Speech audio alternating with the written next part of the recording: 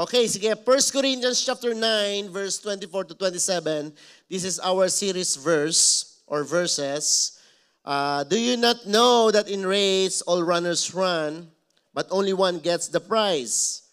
Run in such a way as to get the prize. Everyone who competes in the game goes into strict what? Training. They do it to get crown that will not last.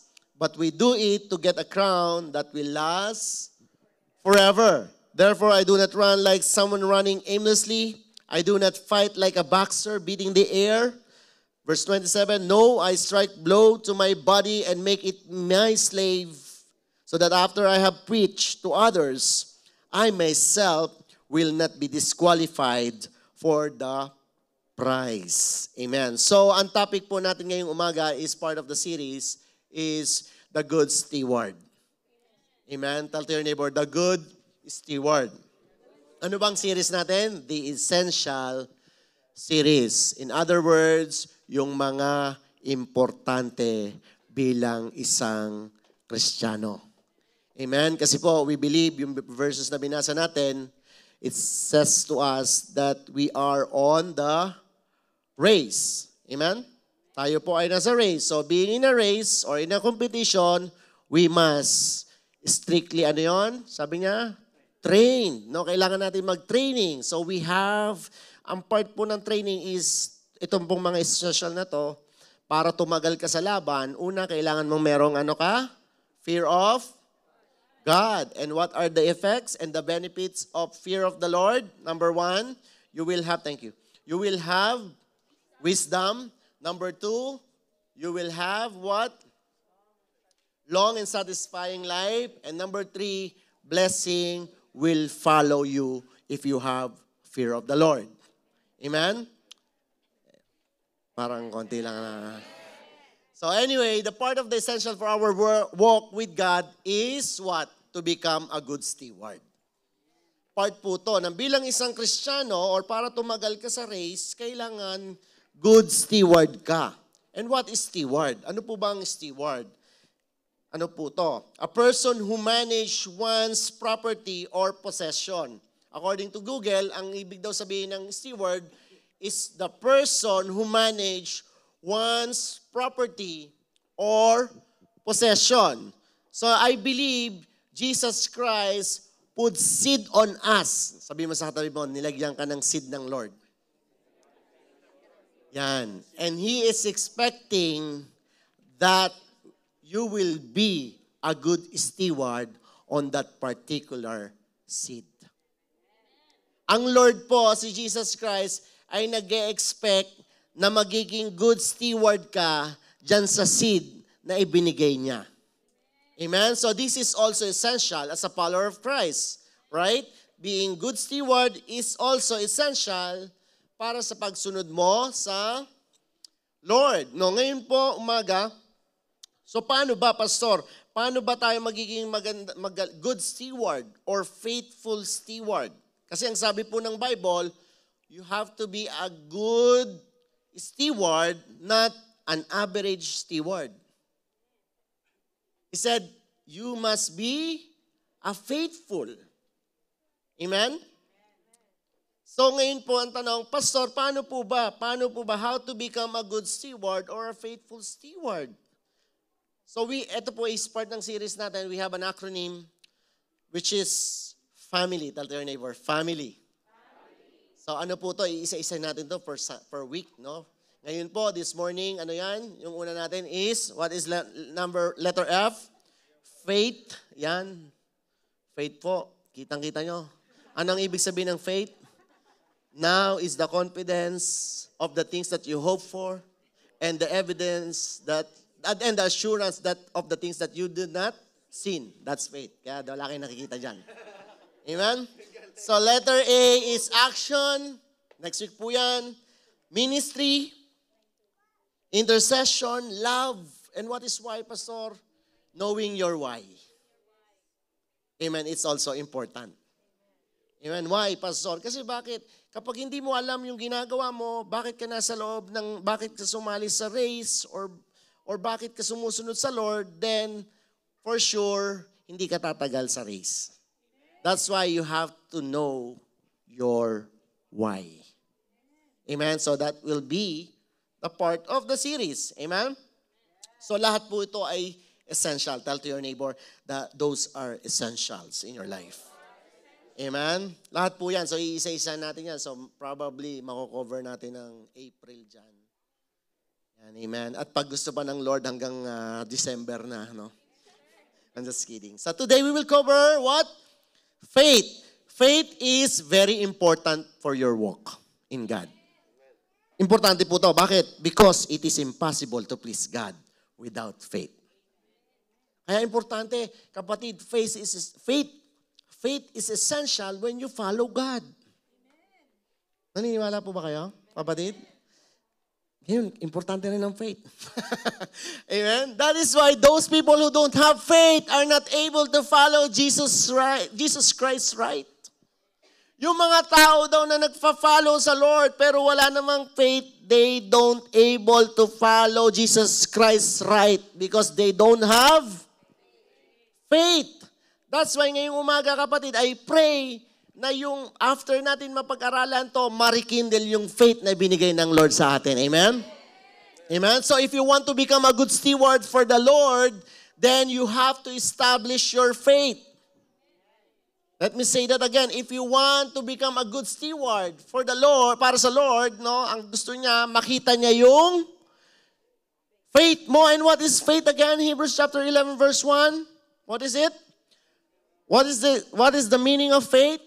Now, faith is a substance. Alam niyo ba yung substance? Ito daw yung laman. Dapat, may laman, dapat, yung faith mo dapat may laman. Sabihin mo. Yung walk, I should say, yung walk mo sa Lord, dapat may laman. Amen? Sabi niya, now faith is a substance of things hoped for.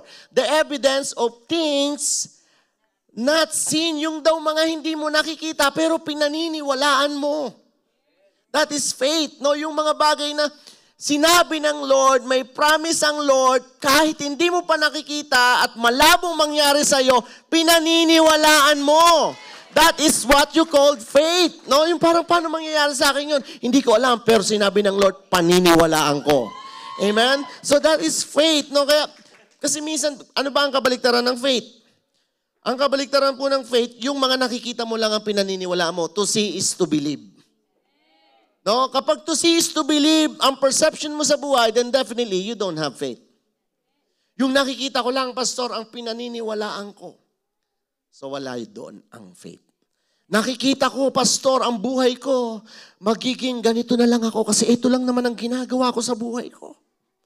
Pero sinabi ng Lord, I will give you a better future, a bright future. Pero sabi mo, hindi ko nakikita yan, Lord. Paano bright future? Eh ngayon nga, Lord, hirap na hirap ako dito sa buhay ko. Hello? Problem after problems, Lord. Paano nangyayari yon? Eh, sabi ng Hebrews, paniwalaan mo yung mga bagay na hindi mo pa nakikita. Amen? Kasi parang ano daw yan eh. Alam mo ba yung substance? Ito yung nagbibigay ng strength sa isang foundation.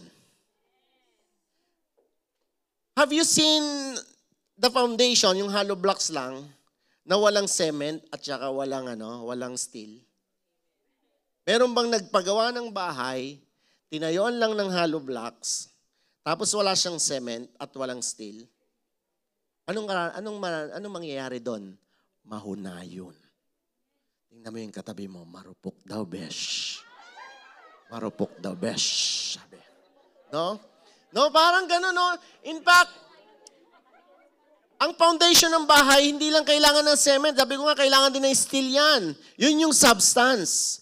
To make your foundation robust or strong, then you have to put substance. And what is that? Faith. Para daw yung walk mo sa Lord, ma-endure mo, at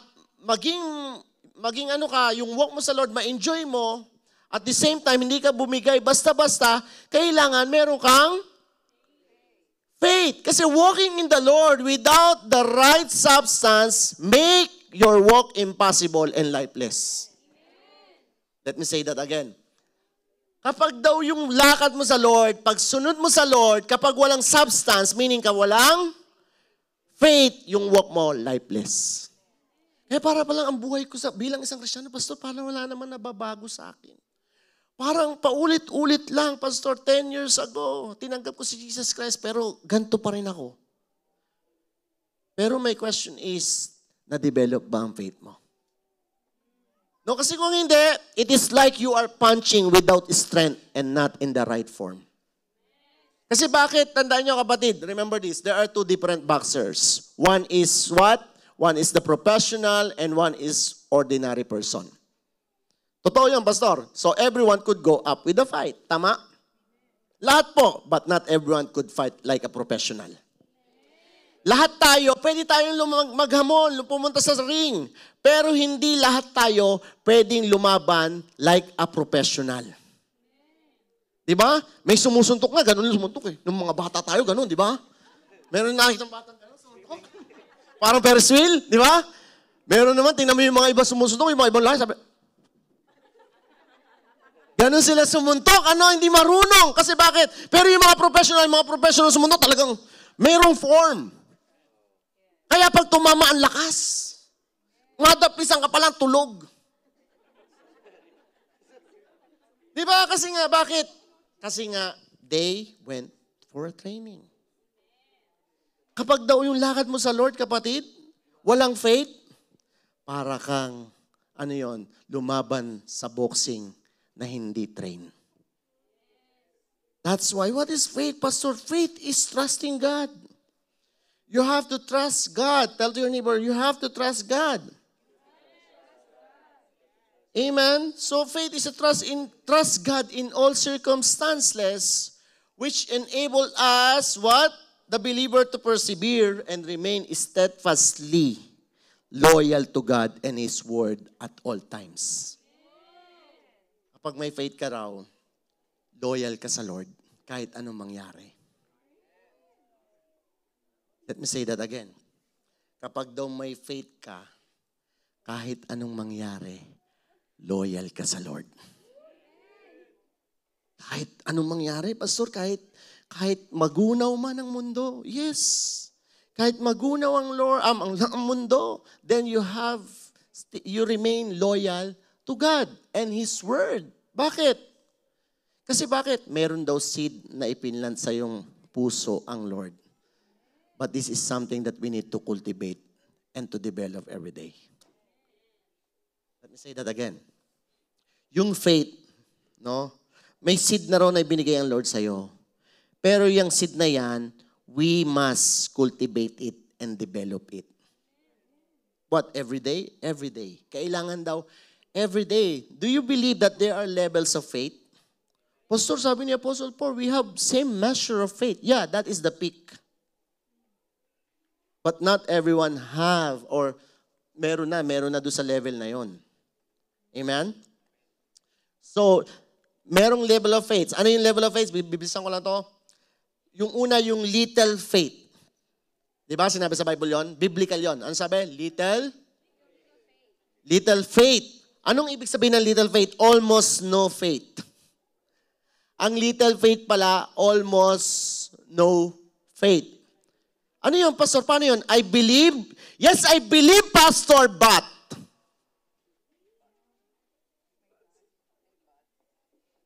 Amen?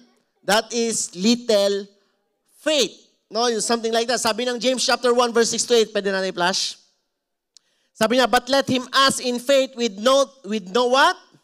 Doubting, for he who doubts is like a wave of the sea driven and tossed by the wind. Ganito pala yung may mga little of faith, no? Nag-ask ka, pero hindi ka naman naniniwala na mangyayari. Para lang daw wave of the sea driven and tossed by the wind. Yung ginanon lang. Kaya pala yung mga prayers ko, Pastor, hindi wala akong prayers na na-answered. Kasi bakit? Pinagpe-pray mo nga, hindi ka naman naniniwala na mangyayari. Ang ba nagpe-pray ka, no, Lord, alam mo, tulungan mo ko, Lord. Naniniwala po ako, pero at the back of your mind, malabo mangyari. Di ba yung nagpe-pray ka, pinagpe-pray mo, Lord, kung kalooban mo na itong tao na to ay ma-save, Lord God. I-save mo siya at kung hindi, Lord, hayaan mo na siyang masunog sa impyerno. Siyempre, kalooban ng Lord na ma-save niya ang bawat tao. Amen? Yung para bang sinabi mo sa Lord for the sake lang na nagsabi ka, pero sa totoo lang, punong-puno ka ng unbelief. Hello? That is little faith. Ano pa ito mga, that is why the lifestyle of this person, may mga little faith na to, never change. Kaya hindi nababago ang lifestyle. Bakit? Kasi wala nga little nga lang yung faith nila, kaya hindi mabago ang buhay. Hello? Sa Lord pa naman, pag sumama ka sa alam mo, di ba, pag nasa race ka, mababago ang buhay mo talaga. Diba? Pastor, nagiging pumapayat ako kasi talagang grabe ang exercise ko. Amen? So ito may mga little of faith daw to mga kapatid, hindi nababago ang buhay. Kasi bakit? Lagi silang may doubt, no? Sabi ng Lord, sinabi kaya niya yun? Totoo kaya? Sabi ng Lord, ganito daw pero parang hindi naman yata. Hello? Diba? Yun no? Yung parang little of faith. Ano pa isa? Great faith. Tell to your neighbor, great faith. Ano to? Ito yung reaching faith. Yung faith of maturing. Yung naniniwala ka na may gagawin ang Lord. Yung may gagawin ang Lord. So, this is another level, no? Na may gagawin ng Lord. Alam ko may gagawin ng Lord, kaya I will not stop praying. Amen? Ito yung unti-unti ka na naniniwala sa God's Word at ang focus mo sa Lord na hindi sa'yo. Kasi yung little of faith, ang focus mo sa'yo. Yung pinaniniwalaan mo lang, yung kaya mong gawin. Kaya ang prayer mo, yung kaya mong gawin. Amen? Yung greater faith na sinasabi dito, yung naniniwala ka na ang focus mo na sa Lord, kaya ng Lord to. Amen? Saan, anong example niyan? Example niyan is yung Matthew chapter 8, 5 to 10. Yung centurion faith. Tingnan niyo po to. Now when Jesus had entered Capernaum, a centurion came to him, pleading with him, saying, Lord, my servant is lying at home, paralyzed, dreadfully tormented. And Jesus said to him, I will come and heal him.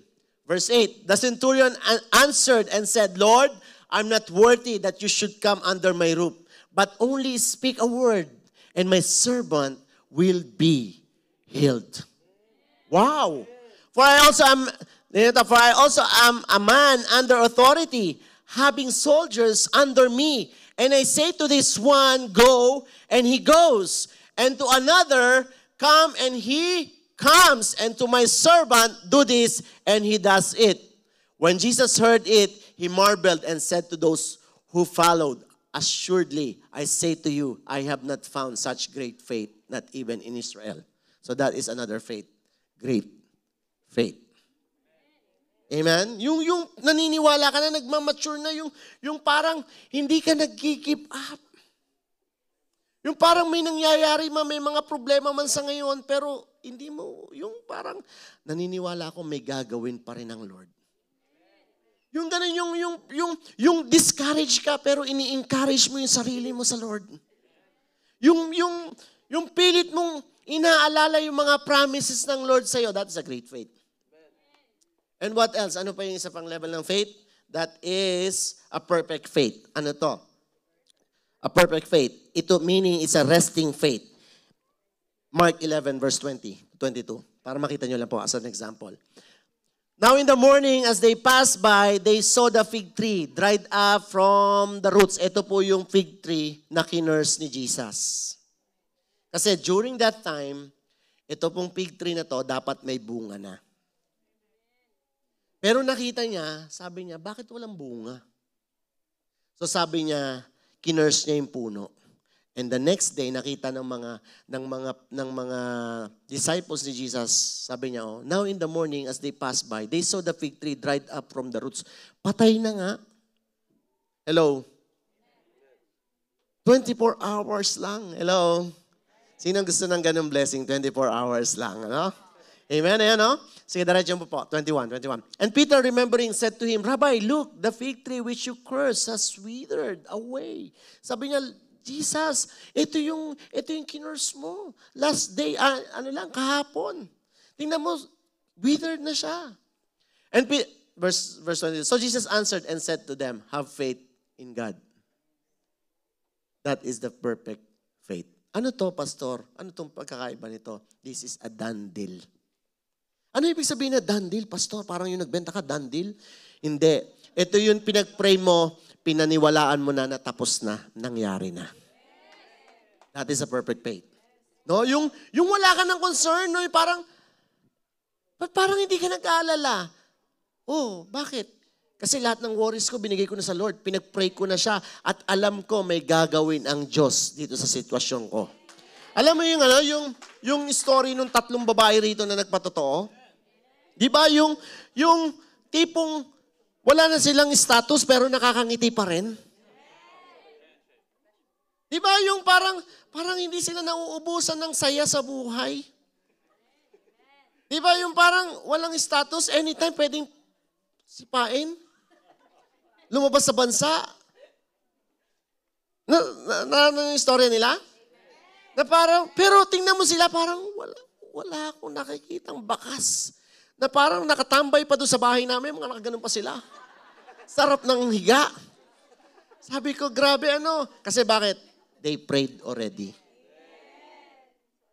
Sabi, pinag-pray na, done deal. That is what? What faith is it? That's a perfect faith. So, nangyari ba?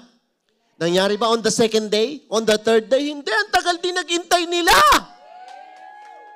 Pero pinaniwalaan nila, done deal yan. O di done deal. Sabi ng Lord, okay, done deal. That is the perfect faith, kapatid. Amen?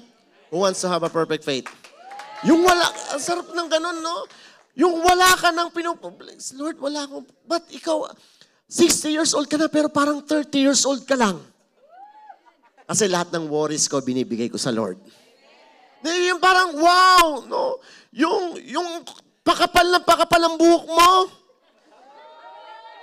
Sa kilikili. Kasi, hallelujah, no? So, yung parang, di ba nakikita mo na, wow, that is what you call perfect faith. No, yan yung mga level ng faith.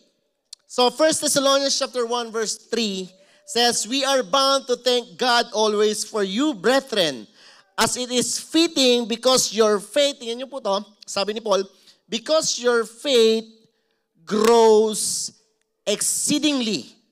So it means, kapatid, ang faith mo talagang nag-grow yan. Pero may gagawin ka. Amen? Nag-grow yan. The reason why baka kaya stagnant ang faith mo ngayon because wala kang ginagawa sa faith mo. So hindi ka nagiging good steward para sa Lord. Amen? Kasi sabi rito, sabi niya, because your faith grows exceedingly. Alam mo ba yung nag-grow yung faith mo? Yung mga bagay na hindi mo naiintindihan noon, ngayon naiintindihan mo na. Pero kung noon, hanggang ngayon, hindi mo pa rin naiintindihan, may problema sa faith mo. Hanggang ngayon, ganun ka pa rin umarte, ganun ka pa rin mag-handle ng problems, then definitely, there is a problem. Parang yung isang tao na nagkaroon ng sunog at kinakalma niya yung mga tao, don't panic, don't panic, don't panic, don't panic, don't panic, everything is under control. Don't panic, pero siya ang panic na panic. Di ba parang hindi nag-jive yung inaarte niya sa sinasabi niya. So being a Christian, kung sinasabi mo na Christian ka, pero you act not like a Christian, then may problema. Christian ka, pero parang hindi Christian ka ba? Yes, you know what? I'm a Christian. Hindi ko nga alam ang gagawin sa buhay ko. Alam mo, ano problema ko? Sumasakit ang ngipin ko, baka cancer na to. Ngipin lang, cancer. Tapos mag-google ka pa, sasabihin ng mga what are the symptoms? Makita, when you have a toothache. Wow. Nagpaalam ka na, pumirma ka na ng mga No, hindi ganun no? So makikita natin dito sa verse na binasa natin dito, talagang ang faith ay nag-grow. So kailangan mag-grow ang faith mo, kapatid.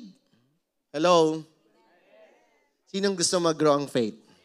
Alam mo kasi bakit ba kailangan mag-grow ang faith ko? Kasi nga, pag nag-grow ang faith mo, dito mangyayari ang miracle. It is impossible sa Lord na magkaroon ka ng miracle kung hindi mo siya pinaniniwalaan. Amen? So Pastor, how do we grow our faith? Number 1, 2 lang po. Okay ba kayo yan? 2 lang tayo ngayon? Number 1, ano ito? By soaking. What? Anong soaking, Pastor? Soaking? Come on, mga soaking? Yun ba yun? By soaking in the Word of God. Kailangan, kapatid, bumabad ka. Saan? Sa Word ng Lord. Kasi paano ka magkakaroon ng faith kung wala kang alam na Bible verse? Hello, kapatid? Ang sabi ng Romans chapter 10, verse 17, so then faith comes by hearing and hearing by the Word of God. So it is possible to grow your faith if you don't soak with the Word of God. Di ba? Parang ganun lang yun no? Hindi, imposibleng lumalim ka, imposibleng magkaroon ka ng faith kung hindi ka nagbababad sa Word ng Lord. Saan ka nagbababad? May pananampalataya ako doon sa vlogger na pinapanood ko lagi, Pastor. Doon nga sa vlogger, naniwala ka. Bakit? Kasi lagi ka nagbababad sa kanya.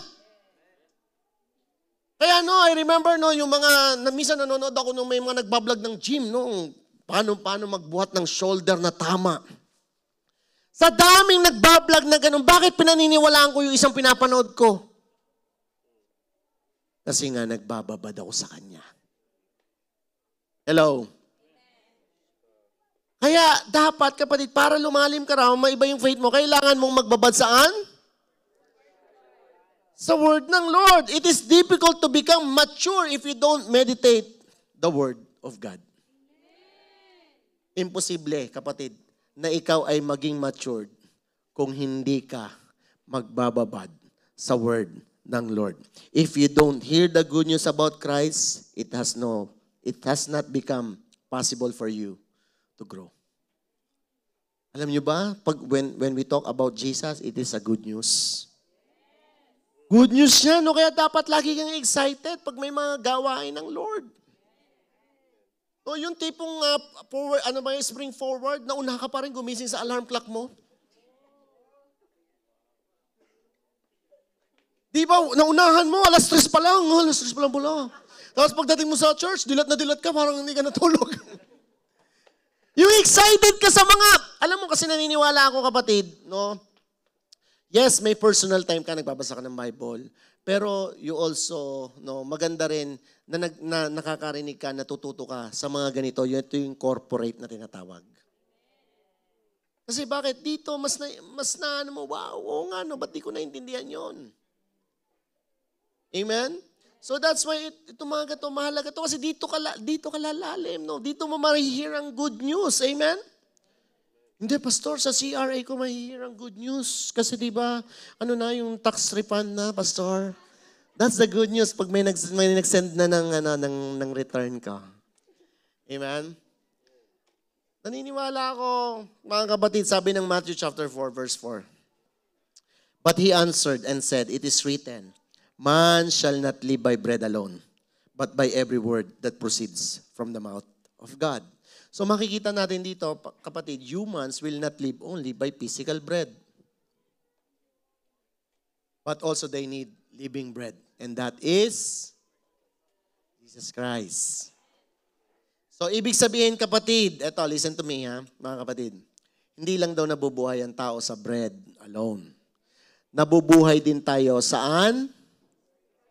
Sa living bread. Who is living bread? Jesus Christ. Paano mo nasabi, Pastor? Diba? Did I tell you last time? Jesus is the bodily form of God's Word. Ano yung pastor? Bodily form. Paano mo sabihin?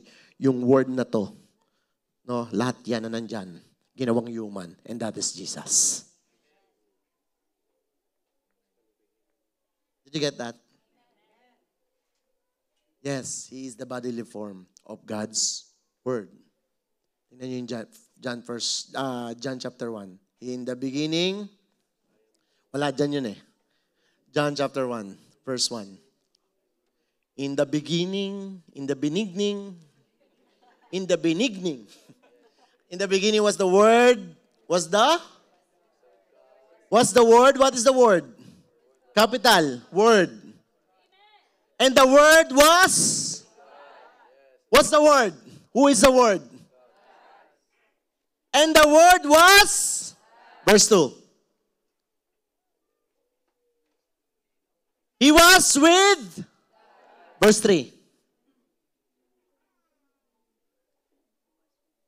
Through Him all things were? Through the Word, through Him, He's talking about the Word, were made. Without Him, nothing was made that has been made. Verse 4. In Him was life, and the life was the light of all mankind. Diretso mo pa. And the Word became flesh. Diretso mo na doon. And the Word became flesh. I think 16 or... And the Word became flesh. Tingnan niyo po to. And the Word became flesh and made His dwelling among us. Who is that? The Word became flesh. Who is that? Jesus. That's why the bodily form of the Word of God is Jesus. Nakuha niyo, mga kapatid? Amen. Parang, prove me. No, amen, mga kapatid? So, kaya po, mga kapatid, dapat nagbabasa ka ng Bible. At saka, hindi lang po yun, no? Hindi lang po yun. Kasi, kapatid, no, titingnan mo, yung, pastor, paano kung magaling ako sa Bible? Being well-versed in the Bible is not complete without relationship with Jesus Christ. Hindi lahat na magaling sa Bible may tamang relationship kay Jesus Christ. Amen? One of the parameters of being good in the Bible, meaning it determining how deep is your relationship with Jesus Christ. Amen? Para ma-determine daw na magaling ka sa Bible, dapat maganda ang relationship mo kay Jesus Christ. Kasi ang daming magaling sa Bible, pero tingnan mo yung relationship nila kay Jesus Christ. Hello? Diba mga kapatid? So God's Word is the faith food. Let me say that again. God's Word is what? It's a faith food. Matthew chapter 21 verse 21 says, Jesus replied, "Truly I tell you, if you have faith," listen to this, "if you have faith and do not doubt, not only can you do what was done to the fig tree, but also you can say to this mountain, go throw yourself into the sea, and it will be done." Wow, grabe ano? Pastor, totoo kaya yan? Moving mountains, you know what? Moving mountains was a common metaphor in Jewish literature for doing what was seemingly impossible. It's just only metaphor. No, mga kapatid?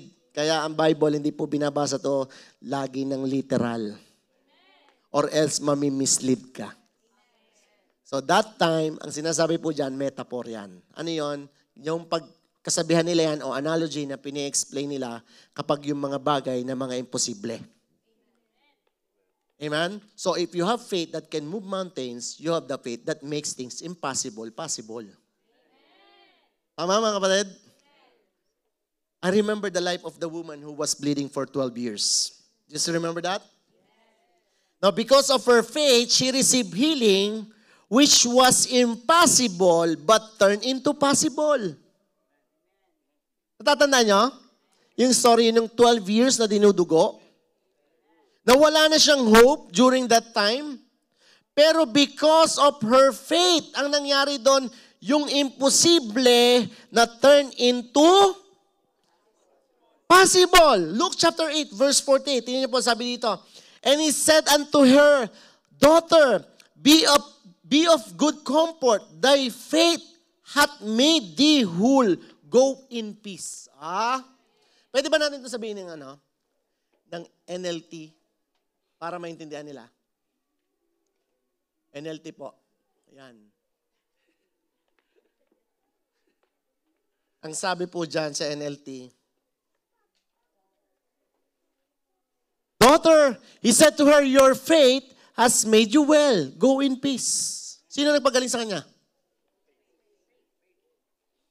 Daughter, your faith has made you well. That is why faith is essential for the Lord because He cannot perform healing or miracle if there is no faith. Kapatid, He cannot release the blessing. Pastor, He is a powerful God. Yes, I know. Kaya niyang gawin. Yes, oo, kaya niyang gawin. Pero if you have full of unbelief, nahihinder siya. Nalilimit siya. Pastor, paano naman nangyari yun? Biblical ba yan? Is that biblical? Pastor, show me. Mark chapter 6, verse 4 to 6. Tingnan niyo po, ang sabi rito. But Jesus said to them, a prophet is not without honor except in his own country, among his own relatives and his own house. Verse 5. Now he could do no mighty work there except that he laid his hands on a few sick people and healed them. Tingnan nyo, si Jesus Christ daw, during that time, kung sa siya pinanganak, sa bayan niya, kukunti lang ang napagaling niya. Because,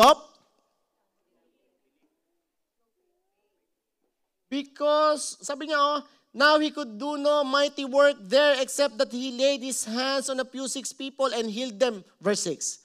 And he marveled because of their what? Wow. Unbelief talaga ang nakakahinder. Wala ka kasi parang, wow. Wala. Sabi ni Jesus, konti lang napagaling ko doon, bakit walang naniniwala eh? Walang naniniwalang miracle worker ako eh. Kasi tatandaan nyo, pag si Jesus sa pinag-uusapan, it's all about faith. Your salvation is about faith. Diba? It is by grace you have been saved through what? Through doubts? Through faith. So lahat, it speaks about Jesus, it's about faith. Dapat pinaniniwalaan mo, Pastor, paano gusto ko yan ma-develop ang faith ko. Then, you have to soak. What? Ano po? Kapatid, are you still with me? Ayun, sabi niya, kukunti lang na pagaling ko. Iba dyan, pimples lang. In the name of Jesus, be healed the small pimples. Ayun. Kasi bakit? Yun lang ang kayang paniwalaan eh. Nagpe-pray ka, Lord, pinagpe-pray ko na makapagpagaling din ako, Lord. Kasi sabi mo, ginagamit ka ng Lord. Oo, gusto ko mag-pray na may mga cancer. Gumaling ko talaga, oo. Pero nga yung pagpe-pray mo lang yung may pimples, hindi mo pa rin pinaniniwalaan eh. Nag-aas ka ng malaking bagay, pero hindi mo naman pinaniniwalaan yung maliit na bagay, hindi mo pinaniniwalaan. Paano mangyayari? Hello, kapatid. Kaya mahalaga to bilang sa pag-book mo sa Lord, kasi alam mo, pag wala kang faith, magkaroon lang ng problema, ayawan na. Ayawan na, uwian na. Totoo yun, magkaroon ka, Lord, akala ko ba, pag ibinigay ko ang buhay ko, Lord, akala ko okay na, heaven na. Gusto mo heaven na? Heaven na talaga yun. Di ba, Lord, akala ko walang po. Sino may sabi? Kailangan pang baguhin ng Lord ang ugali mo, kapatid. Ang ugali ko, Pastor, babaguhin niya. Bakit? At tagal ko iningatan to, 10 years. Babaguhin lang ako ng Lord. Kapatid, kapag hindi ka na bago, then meaning walang transformation. Paano nababago? Sa pagsunod. Through what? Through faith. Kaya hindi lumalago. Bakit? tandaan nyo kapatid, ang faith, kung ano yung nasa loob mo, yun ang lalabas sa physical mo. Yung faith, nasa loob yun. Amen? Kapag hindi lumalabas yun, kung ano lumalabas sa katawan mo, then definitely, yun yung nasa loob mo. So number 2, ano po yung number 2, Pastor? Exercise your faith. Food will nourish you, that is for sure. Food will nourish you, no? But when you don't exercise, you'll become fat and won't benefit from the vitamins. Di ba kumain? Tingnan nyo ha, kapatid. Bigyan ko yung example. Ang word ng Lord, vitamins yan, that is for sure. Pero ini-exercise mo rin dapat yan. Or else, matataba ka.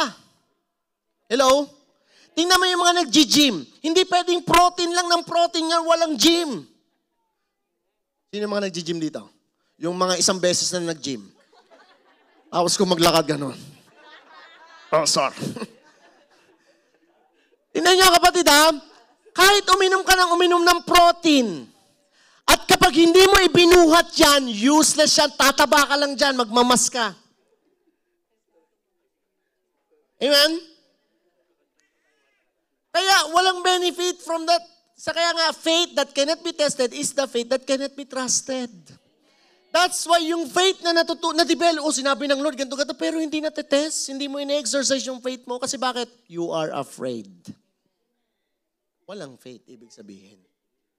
Sinasabi ng Lord sa'yo, pero hindi mo ginagawa. Bakit? Bakit? Because, Pastor, kung di mangyari. Sinasabi ba talaga ng Lord, gawin ko to? Kung hindi po, Pastor, ano mangyayari sa akin? Hello? Kailangan matrust yan, matest yan, kapatid. Imagine niyo, no? If the woman who had been bleeding for 12 years had not taken the step of faith, ano mangyayari? No, she would not receive healing. Tingnan niyo, yung pinag-uusapan natin na 12 years na babae na dinudugo, kung hindi siya nag-initiate, kasi bigla na lang ba siyang gumaling? May proseso yung kapatid. Wala mo yung istorya. If you really know the story about that woman, hindi siya basta-basta gumaling doon. May ginawa siya. Ang in-exercise niya yung faith niya doon. Nakuha niyo kapatid? Kung hindi niya ginawa yun, then definitely she would not receive any healing. But I want you to know, no? To take the step of faith will require a lot of sacrifices and courage. Ulitin ko, Pastor, gusto kong i-exercise ang faith ko, then it will require a lot of sacrifice and courage. Talaga ba, Pastor? That's why, Pastor, ayokong i-exercise ang faith ko. Kasi I'm not ready to sacrifice. Alam niyo ba, this woman risked everything when she touched the hem of Jesus Christ. Ni-risk niya ang buhay niya rito. Hello? Etong woman na bleeding for 12 years, bago niya maabot yung hem ni Jesus Christ, noon, ni-risk niya ang buhay niya. Let me say that again, buhay pala usapan doon na. No, buhay. She laid all her cards. She laid down all her cards just to get the healing, kapatid. Binigay niya lahat ng cards niya rito. Pati bato. Alam niyo yung pati bato? Alam niyo ba yan, pati bato? Yung kapag naglalaro kayo ng text, taya na lahat, pati bato. Lahat-lahat na, binigay na niya. Wala na siyang sinave dito, no? Ni-risk niya lahat just to receive what? Healing. So now, this is my question. How many of you are willing to lay all your cards for following Jesus? This morning, this is my question again. How many of you are willing to lay all your cards for following Jesus Christ? How many of you are willing to sacrifice your life for Jesus? Let me simplify my question. Pastor, buhay na agad eh. Baba mo ng konti. Okay. How many of you are willing to give your time to Jesus? How many of you are willing to do the trade?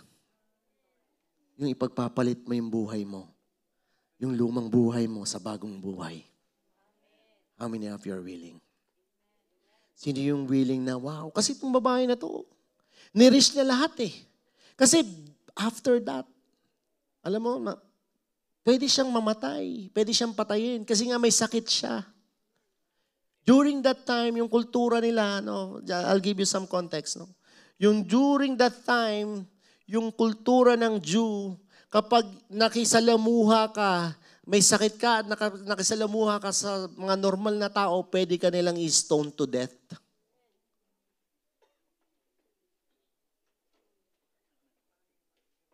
Imagine niyo si Jesus, kung nasa si Jesus, punong-puno lagi ng crowd. Amen? Pero itong babae na to, she was willing, no? Na-i-risk yung buhay niya para magkaroon lang siya ng kagalingan. Amen? So, sino ngayon ang tanong ko, grabe, pag pala gusto mong i-exercise ang faith mo, kailangan may sasacrifice ka. Hello? At tumahimik ang lahat. Matthew chapter 10 verse 39 says, if you cling to your life, you will lose it. But if you give it up for me, you will save it. Linaw po niyan. Sabi ng Lord dyan, kung hahawakan mo ang buhay mo, lalong mawawala yan.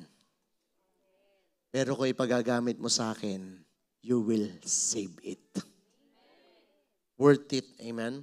So I believe there are many reasons why people don't have the right faith in Jesus. And one of them is they aren't willing to surrender their time and life to God. Yun ang isa dun eh. Di ba? Hindi natin kayang isurrender yung oras natin at ang buhay natin at ang lifestyle natin sa Lord. That is the only reason, one of the reasons na hirap tayo yung exercise yung faith natin. Because following Jesus requires you deny yourselves. Remember? You have to deny yourselves, take up your cross every day. Anong ibig sabihin nun, Pastor? In other words, following Jesus requires you to change the sequence. Following Jesus requires us to change the sequence. Anong sequence? From taking the lead to following the lead. Ano yun ibig sabihin, Pastor? Di ba ngayon ikaw ang nagtitake ng lead sa buhay mo? Pag sinurrender mo ang buhay mo kay Jesus Christ, mababago ang sequence niyan. You will follow the lead. Nino ni Jesus. Ang leader mo na si Jesus. Yung gusto mo, hindi mo na magugusto. Bakit? Ang gugustuhin mo na yung gusto ni Jesus para sa buhay mo. Madali? Mahirap. Mahirap yun, Pastor. Kaya nga sabi, you have to deny yourself. You have to deny yourself. Denying yourself, parang yung lahat ng gusto ng flesh. Sumisigaw ang flesh mo, pero dinideny mo. Sinasabi ng flesh, kunin mo na siya. Para sa'yo siya. Ang dami kinikilig, dalawa, ano? No, tingnan niyo mga kapatid, dinideny mo yung flesh mo talaga rito pag susunod ka kay Jesus. Kasi bakit? Yung gusto mo, hindi mo nagugustuhin at kukunin mo yung gusto ni Jesus para sa buhay mo. Kaya mahirap. Kaya yung mga iba, ayaw nila. Bakit? They are not willing to sacrifice their lives. They're still enjoying dun sa buhay nila. Ang hirap kaya, no? Yung dati kang, gustong-gusto mong gawin. Tingnan nyo, bigyan ko yun ng isang example, no? Mababaw na example lang to. Pero, para maintindihan lang natin. Mahilig ka sa chocolate. Halimbawa, kaya ang kinuha mong asawa, kulay chocolate. Hindi, joke lang. Joke lang. Joke lang pa. No. Praise the Lord. So, tingnan nyo ha. Dahil sa gustong-gusto mo ng chocolate, ang hirap tanggalin ng chocolate. Nakaka-addict. Pero kailangan mo i-deny ang flesh mo para matanggihan mo yung chocolate. Paano mo tatanggihan ang chocolate? Ang lalaki Toblerone. Pagbukas mo Di ba, yung mga bagay na nakaka-addict, ang hirap tanggalin yun. Hello? In example ko lang, chocolate, pero di ko alam, I don't know about you kung anong mga nakaka-addict sa inyo. Pero yung nakaka-addict na yon, kung ano man yon, ang hirap tanggalin nun. Paano may susurrender sa Lord yon? Hello? Di ba? Yun nga lang mag-diet, ang hirap eh. Hello? Ang tagal mo na dadayet ako, nagdadaya ka na lang tuloy. Hindi na diet, daya. Di ba yung susubo ka, parang gusto mong doblehin para hindi makita. Konti lang kinain ko. Pero grabe, ang hirap, no? Kasi bakit kailangan mo talaga ng self-discipline? Para maiwasan mo yung mga bagay na yung ayaw mong ibigay sa Lord, para maibigay mo sa Lord yon, kailangan mo ng self-discipline. Paggising lang sa umaga, ang hirap eh. Di ba? Kailangan kong gumising ng 10 or ng 7 or ng 6. Paano ka gumigising? Because, bakit? Di ba nagkakaroon ka ng self-discipline kasi yun ang time mo sa office? Pero imaginein mo, walang office that time, pinagising ka ng alas 6. Hello? 7:30 na. Kasi bakit? Kailangan mo ng self-discipline. Kaya sa pagsunod sa Lord, kapatid, kailangan mo ng self-discipline. No, kailangan mo, kahit sinong pastor, kahit sinong anointed person ang pumunta sa maging pastor mo, kung hindi ka magkakaroon ng self-discipline, hindi ka mababago. Pastor, paano nangyari? Pastor, pag magaling ang pastor, mababago ako. Hindi ako naniniwala. Si Jesus nga, may Judas pa eh. Si Jesus na yon. Nakapag may Judas pang nakasa, tingnan mo yung katabi mo. Sabihin mo lang, wag mo, this is Judas yan. Ayan. Diba? Tingnan mo, kailangan mo kasi may gagawin ka. Kaya kailangan, you have to be a good steward. May gagawin ka. Kapatid, dyan sa faith mo, may gagawin ka. Kasi kung hindi ka willing na gawin yon, hindi ka mababago. Totoo yun, may gagawin ka. Sabi mo sa katabi mo, may gagawin ka. Yan, anong gagawin ko, Pastor? Kailangan kong i-exercise ang faith mo. Sabi mo, i-exercise your faith. Diba, this woman had a decision. Tingnan nyo, itong babae na to had a decision that changed her life forever. Yung decision niya, because of her faith, nabago yung trajectory ng buhay niya.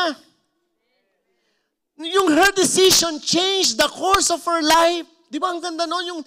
Alam mo kasi kapatid, ang decision, it could make you or break you. Yung desisyon na ginawa nitong woman na to, itong bleeding for 12 years because of her decision, na bago ang trajectory ng buhay niya. Hallelujah. And that is my question for you this morning. Sino dito gustong mabago ang trajectory ng buhay? Pastor, gusto ko yun. Pastor, pero hindi naman ako dinudugo, Pastor. Maybe you're physically healthy, but your spiritual life has been bleeding for how many years already? Diba? Physically healthy ka, pero yung spiritual life mo, bleeding to death. Hello? Spiritually healthy, pero your spiritual life is bleeding to death. Wow. Sumisigaw yung soul mo. No? I need help. Sino yung gano'n? No, isipin mo, kala mo healthy ka. Hindi naman ako dinudugo, Pastor. Hindi nga dinudugo, pero kaya pala wala kang faith. Kasi yung soul mo. Diba? Yung soul mo, kailangan ng right medicine. Kagaya nitong, like this woman. No? Itong woman na to, kailangan niya ng tamang doktor para gumaling siya, kapatid. Hello?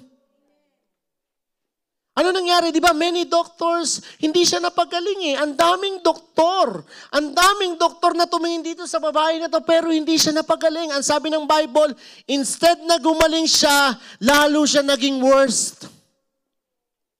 I still have 50 minutes. No, I'm just kidding. 10 minutes. Imagine niyo, minsan alam mo yung mga kakulangan sa atin, ang dami nating ginagawang doktor. Akala mo, yung love na hinahanap mo sa tao mo makukuha. Akala mo ang kasiyahan sa mundo mo makukuha.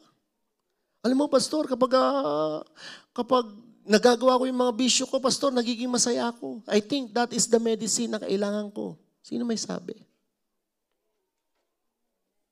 It's just only a workaround, kapatid. Ang totoong medicine, hindi iyon.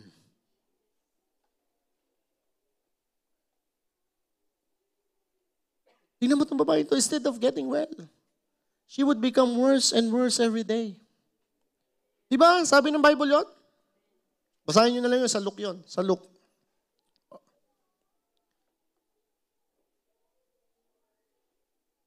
Basahin nyo yung buong Luke chapter 8. No? Andun lahat yun. No?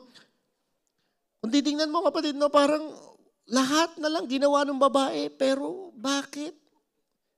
Kasi yung kind of sickness niya, no, yung dinudugo, it made her weaker and weaker. Kasi di ba, ang babae, di ba every month may dugo sila? Yung ano yun, tawag doon, mens. Mga mens, doon kayo galing, kaya mens yun. Menstruation. No, di ba? Inudugo sila, pero tingnan mo, may S sila pag may ganun. Ano yung S? May sumpong. Ano? Hirap kausap. Huwag mo kagalitan, mayroon ako. Anong koneksyon? Saan sa Bible yon? Gusto ko sabihin gano'n kay Pastor, saan sa Bible yon? Ang mga babae, pag may mens, hindi pwedeng galitin kasi may sumpong. Wala akong makitang ganun eh. Weaker and weaker. Pero praise God. Sabihin mo sa katabi mo, praise God. She did not give up. Kaya, huwag kang mag-give up. And he found the right doctor. And who is the right doctor? Kapatid, sino yon? Si Jesus lang pala. Si Jesus lang pala ang magpapagaling sa kanya, kapatid. Amen? So this morning, this is my question, kapatid, no? Maybe kilala mo na si Jesus. Kilala ko na si Jesus eh. However, you are not ready to give control of your life to Jesus. Kilala ko si Jesus, yes. Pero iba kasi yung kakilala mo sa may relationship ka kay Jesus. Kapag may relationship ka kay Jesus, ibibigay mo yung control ng buhay mo sa Kanya. Yun lang naman eh. No, kasi He is the right doctor that you are looking for. Maaring, no? Kaya pala parang, Pastor, kahit anong achievement ko, parang I still feel empty. Parang may missing, alam mo ba kapatid, yung missing piece sa buhay mo, that is Jesus. He is the missing piece that will make your life complete. Kaya yung you complete me, para kay Jesus yun. Kaya parang kahit anong success ko, Pastor, parang hindi natatapos ang paghahabol ko. Kasi bakit? Baka hindi yan ang right medicine para sa'yo. Sino ang right medicine? Ang Lord. Kahit anong pinuprove mo, no? Pinuprove mo na magaling ka, pinuprove mo na successful ka, pinuprove mo lahat. Pero parang hindi nag-i-stop doon. Bakit? Kasi nga bakit? Kulang eh. Wrong ang doktor mo, kapatid eh. And God is inviting you today to come and surrender everything to Him. Surrender mo sa Lord, no? God is inviting you today to exercise your faith. Are you willing to exercise your faith? Yung willing kang i-sacrifice mo, i-surrender mo everything to the Lord. Lord, this time, kasi pati it doesn't matter, no? Kahit gano'n ka natagal ka Kristiyano. 20 years, 10 years, 5 years, or 1 day. It doesn't matter. What matter most is kung gaano ka kawiling isurrender ang buhay mo sa Kanya. Yun lang naman ang magmamatter at the end of the day. Hindi yung ganda ng boses mo. Kahit song leader ka din, baba mo, kahit ang galing mong mag-gitara, pati mga balahibo sa kilikili, tatayuan, napaka. Pero kung ang buhay mo hindi nababago, it's useless. Kung hindi mo kaya i-surrender, yung mga wants mo, sorry, that's my wants, you know. So meaning, killjoy ang Lord. Hindi killjoy ang Lord, kapatid. Gusto niya ng the best for you. Kasi bakit? Ang best solution ay nasa Lord, wala sa mundo. Paano ka, tingnan niyo kapatid, this is my last verse, no? Paano ka bibigyan ng Lord kung punong-puno ang kamay mo?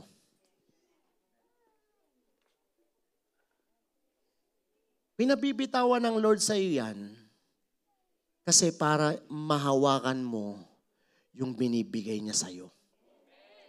Hindi mo kayang hawakan yun. Kung sabay-sabay ka, dala-dala, remember si Joshua, kunin mo to, kapag magano kami, pag bababa kami, ang dami niyang dala eh. Ang dami ko rin dala. So, hindi ko kaya lahat hawakan yun. Kasi bakit? Puno na yung kamay ko. Amen? Ang Lord kaya pinasusurrender sa iyan kasi mayroon siyang best para sa iyo. At kung hindi mo ibibigay yan because you don't want to exercise your faith and you don't want to take the risk, then paano mo makukuha yung best para sa iyo? May picture nun eh. May, yung si Jesus, kinukuha niya yung teddy bear na maliit doon sa bata. Sabi ni Jesus, give that to me. Sabi niya gano'n. Kasi sa likod ni Jesus may nakatagong malaking teddy bear. Sabi niya, give that to me. Sabi ng bata, no, Lord Jesus. Sabi niya, that is for me. Hindi mo alam, kapatid. Dahil sayang. Ang tagal ka nang dinidil ng Lord na bitawan mo. Dapat noon mo pa nakuha yung pagpapala na the best para sa'yo. Hello? Di ba kasi ganun ng Lord eh. Tingnan mo, kaya nga sabi ng Lord, ini-invite ka niya sa Matthew 11, verse 28 to 30. Pakipost, po. Tingnan niyo, sabi nito ng Lord, Then Jesus said, come to me, all of you who are weary and carried. Di ba invitation tong come? The word come, kapag may narinig ka ng come, that is the word of invitation. Ini-invite ka ng Lord eh. Ang sabi niya, lika na, sabi niya, lahat ng pagod. Sabi niya, who are weary and carry heavy burdens, and I will give you rest. Tingnan niyo, makipag-trade ka. In other words, sinasabi ng Lord, i-trade mo sa akin yan, bibigyan kita ng kapahingahan. Bakit kailangan mo paglaban sa sarili mo kung meron namang the best ang Lord para sa iyo? Trade! Kasi nga, bakit? When you trade, what? You will surrender everything. To ganito, the Lord said, just trust me. But I love it, God. I don't know kung ano ito, kapatid. Ano itong teddy bear na to sa'yo? And I want you to know, ito ang tinatanggihan mo. Kasi bakit? It takes faith para ibigay mo yung dapat isusurrender ko na, Lord. Kasi bakit? Ayoko na. Take the lead, Lord. Sino yung willing na mag-exercise ng faith ngayong gabi, ngayong umaga? Can we all stand up? Pakidiretso po yung verse. Ang sabi po rito, for my yoke is easy to bear. Tingnan niyo po, nakikipag-trade ang Lord. And the burden I give you is light. Come to Jesus. He's inviting you this morning. And if you want to develop your faith, you will answer the call of Jesus for you today. Amen? Are you willing to trade your problems for His protection? How many of you are willing to trade your problem to His protection? How many of you wants to trade your worries to worship? Trade your burden to God's promises. What is your burden this morning, kapatid? Trade it to God. Thank you so much for watching this video. Do me a favor, please subscribe to the channel and hit the notification bell so you will always receive notification when we upload a new video like this. This will not cost you, but will help me a lot to spread the good news to other people. Thank you and see you again next video. Remember, let's win the world for Jesus.